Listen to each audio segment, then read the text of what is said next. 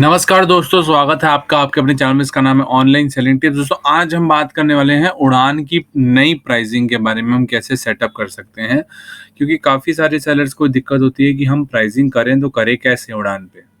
क्योंकि अगर हम कम कर देते हैं तो हमें मार्जिन नहीं मिलता, हमें लगता है कि हम लॉस में सेलिंग कर रहे हैं। ज़्यादा कर देते हैं तो ऑर्डर्स नहीं आते हैं। तो दोस्तों, आप पहले एक अपना माइंड पे रखिए कि आप जो बाकी सेलर्स जितनी प्राइसिंग कर रहे हैं उसको देखेंगे तो आप भी सेल नहीं कर पाएँगे।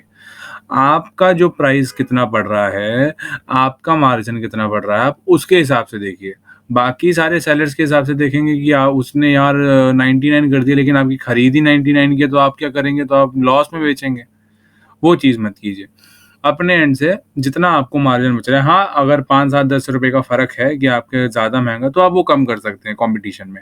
लेकिन अगर 50-60 रुपए कम है किसी का सेलर का प्राइस, तो आप उतना नहीं जा सकते, क्योंकि आपको पता है कि मैं लॉस में चला जाऊँगा। अगर उसको लॉस में वो उसको अगर सस्ता पड़ रहा होगा या उसको नहीं पता होगा बिज़नेस कैसे करते हैं, तो दोस्तों आपको तो पता है ना, आपको तो अपने एंड से सब कुछ जानकारी है सही से, तो वो आप अपने एंड से देखिए।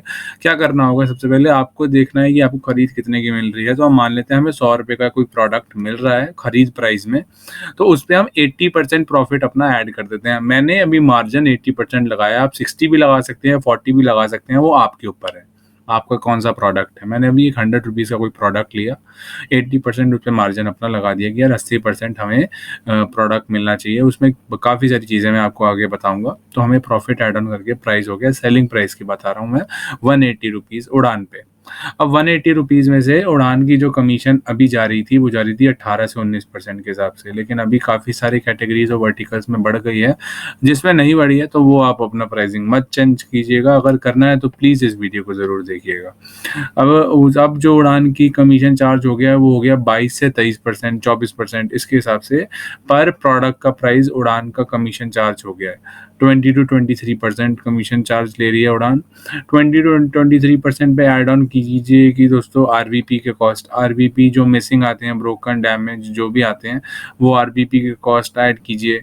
उसमें ऐड कीजिए आप पैकेजिंग का कॉस्ट, जो पैकेजिंग आप यूज़ करते हैं, उड़ान की करते हैं, खुद की करते हैं, टेप की, वो सब की पैकेजिंग का कॉस्ट ऐड करके मैंने ऑल अराउंड 30% कमीशन लगा दी है कि उड़ान पे 30% तो डिडक्ट होगा ही होगा। हमने 80% का मार्जिन रखा था प्रोडक्ट पे, उस पे 30% उड़ान ने ले लिया, तो हमारे पास कितना बचा? 50% के आसपास। तो उड़ान ने हमने सेलिंग प्राइस पे 80% रखा है, अपने प्रोडक्ट पे 80% नहीं रखा, सेलिंग प्राइस पे 80% रखा है। सेलिंग प्राइस 180 का था, उस पे 80% हमने मार्जिन रखा है, और 30% इसमें से कमीशन डिडक्ट हो गई। कितना डिडक्ट हुई कमीशन? 180 का 30% कितना होता है? ₹54, ₹54। ₹54 होता है 180 का 30%। तो हमें कितना मिला? दोस्तों, ये 126, एक 12,600 नहीं है, ₹126 है ये।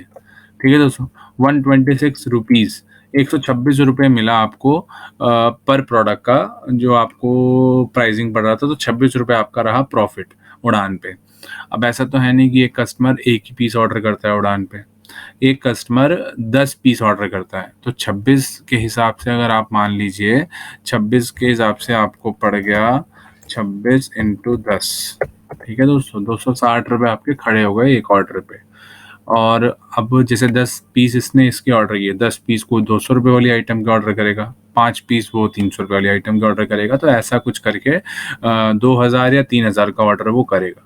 तो मोटा-मोटा आप मान लीजिए पर ऑर्डर आप 400 से ₹500 ईज़िली कमा सकते हैं उड़ान पे बैठे हुए। अब आपके पास ऑर्डर आ रहे हैं और आप वो ऑर्डर आगे डिस्पैच कर सकते हैं। 300 से 400, 400 से ₹500 आप कमा सकते हैं।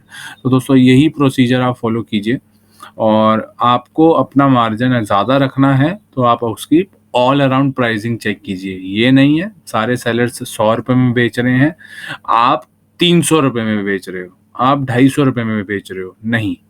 अगर सारे सेलर्स 100 में बेच रहे हैं तो आप 110, 120 बेच सकते हो, इट्स ठीक है, वो मैटर करता है। लेकिन आप 80% से 160% अपना प्रॉफिट रखेंगे तो आपको ऑर्डर्स भी नहीं रिसीव होंगे।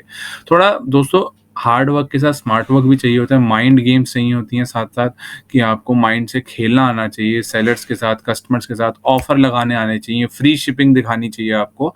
तो एक हर एक चीज़ का पहलू होता है, तो उसके साथ चलेंगे तो आपको ज़्यादा बेनिफिट मिलेगा। कैसी लगी वीडियो ज़रूर बताइएगा, साथ ही कमेंट कीजिए आपको कुछ भी क्वेश्चंस हो इसके रिगार्डिंग। थैंक